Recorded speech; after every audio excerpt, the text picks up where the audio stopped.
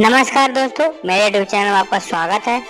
सबसे पहले अगर आप मेरे चैनल पर नए हैं तो चैनल को लाइक करें, सब्सक्राइब करें, बेल आइकन दबाना रखें। आज दोस्तों आपके लिए एक मोटिवेशनल वीडियो, आइए शुरू करते हैं।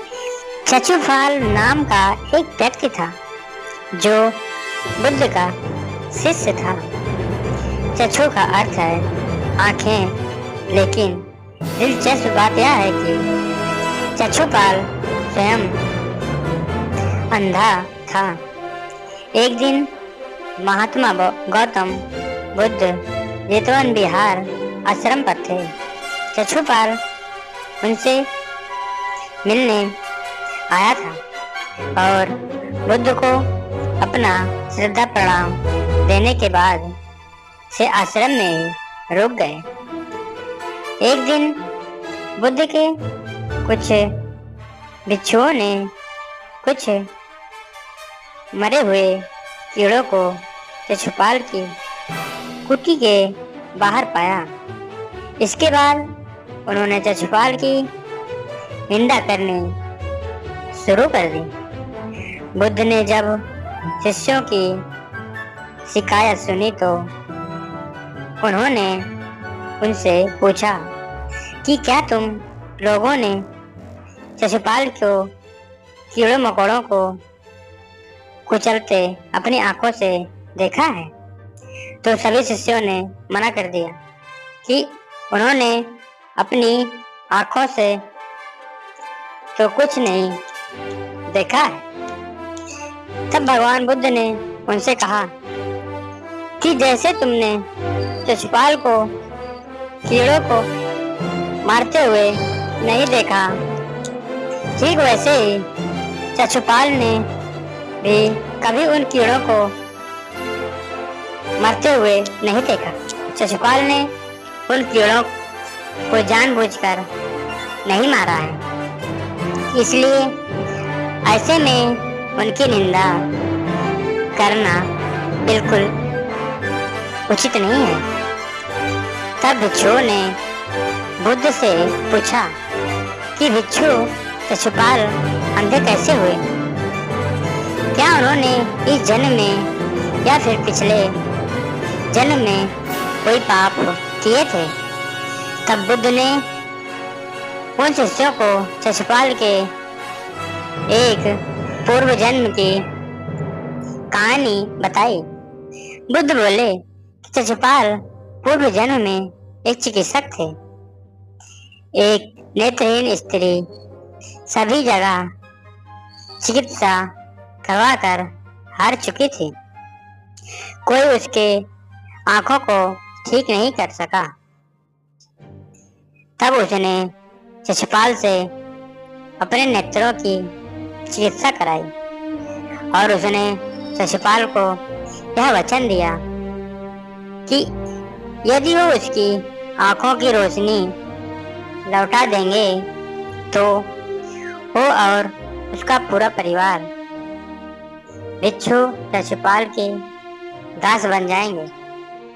चचुपाल की चिकित्सा से उस स्त्री की आंखें बिल्कुल ठीक हो गई, लेकिन अंत में उसने दासी बनने के भय से अपने द्वारा किए वादे को मानने से इनकार कर दिया। चिकित्सक समझ गया कि वह औरत अपने वादे से पीछे हट रही है। चचुपाल जो कि चिकित्सक थे, उन्हें तो क्या पता था कि उस स्त्री की आंखें ठीक हो गई हैं और वह झूठ बोल रही है।